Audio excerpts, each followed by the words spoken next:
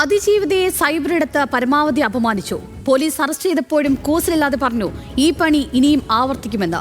പിന്നീട് കോടതിയിലെത്തിയപ്പോൾ തിരുത്തി പറഞ്ഞു ഇനി ഇത് ആവർത്തിക്കില്ലെന്ന്. 11 ദിവസത്തെ ജയിൽവാസത്തിനു ശേഷം രാഹുൽ ഈശ്വറിനെ പോലീസ് കസ്റ്റഡിയിൽ വിട്ടിരിക്കുകയാണ് കോടതി. പോലീസുകാർ വീട്ടിൽ വന്നിരിക്കുകയാണ്. എന്നെ തൈക്കാടോട്ട് കൊണ്ടുപോവാണ്. അതിനുവേണ്ടിയാണ് അവർ വന്നത്. എൻ്റെ ലാപ്ടോപ്പൊക്കെ ചോദിച്ചിട്ടുണ്ട്. ഞാനിപ്പം തന്നെ എടുത്ത് മാറ്റട്ടെ. അപ്പോൾ ഇതാണ് യഥാർത്ഥത്തിൽ, അതായത് എന്താ പരാതിയെന്നും കാര്യങ്ങളും അറിയില്ല. ഞാൻ അഥവാ തിരിച്ചെത്തിയില്ലെങ്കിൽ ഈ വീഡിയോ അപ്ലോഡ് ചെയ്യുന്ന 7 മണിക്കോ 8 മണിക്കോ ഒക്കെ നമ്മുടെ ഇതിൽ ചർച്ചയുണ്ട്. ജാമ്യം ലഭിക്കുമെന്ന് കരുതിയ കേസായിരുന്നെങ്കിലും രാഹുൽ ഈശ്വറിന്റെ ജാമ്യാപേക്ഷ കോടതി തള്ളുകയായിരുന്നു. തുടർന്ന് 14 ദിവസത്തേക്ക് റിമാൻഡും ചെയ്തു. ചെയ്തതിൽ ഒരു കുറ്റബോധവുമില്ല. ഇനിയും രാഹുൽ മാങ്കൂട്ടത്തിലിനെ ന്യായീകരിക്കുമെന്ന് ആവർത്തിച്ചു. നിരാഹാരമിരിക്കുമെന്ന പ്രഖ്യാപനവുമായി ജയിലിലേക്ക് പോയി. തന്റേത് പുരുഷന്മാർക്ക് വേണ്ടിയുള്ള സ്വാതന്ത്ര്യ സമരമെന്നായിരുന്നു രാഹുൽ ഈശ്വറിന്റെ പ്രഖ്യാപനം. ജയിലിൽ നിരാഹാരം തുടർന്നതോടെ ആരോഗ്യനില മോശമായി. ആശുപത്രിയിൽ പ്രവേശിപ്പിച്ചു. പക്ഷേ അനുകമ്പ പിടിച്ചുപറ്റാനുള്ള ശ്രമം പാളി. പോലീസിനെ സമ്മർദ്ദത്തിലാക്കാനുള്ള തന്ത്രമെന്ന് പ്രോസിക്യൂഷൻ കോടതിയെ അറിയിച്ചു.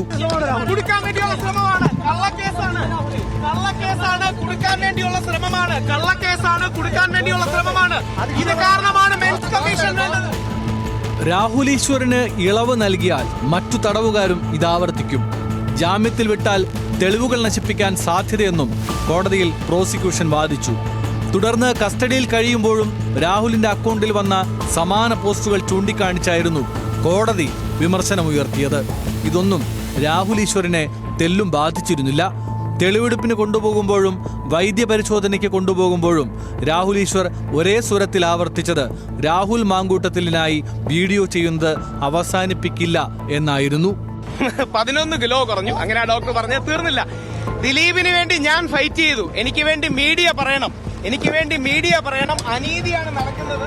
11 ദിവസമായി അനീതിയാണ് നടക്കുന്നത്. 11 ദിവസമായി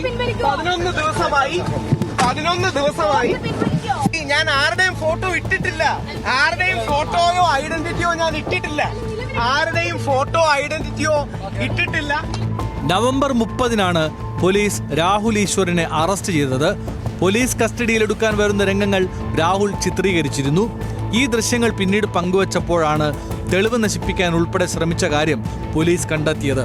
അന്നു മുതൽ ചോദ്യം ചെയ്യാനും തെളിവ് ശേഖരണത്തിനും പല ആവർത്തി ശ്രമിച്ചെങ്കിലും ലാപ്ടോപ്പിന്റെ പാസ്വേഡും മൊബൈൽ ഫോണും പോലീസിന് നൽകിയിരുന്നില്ല.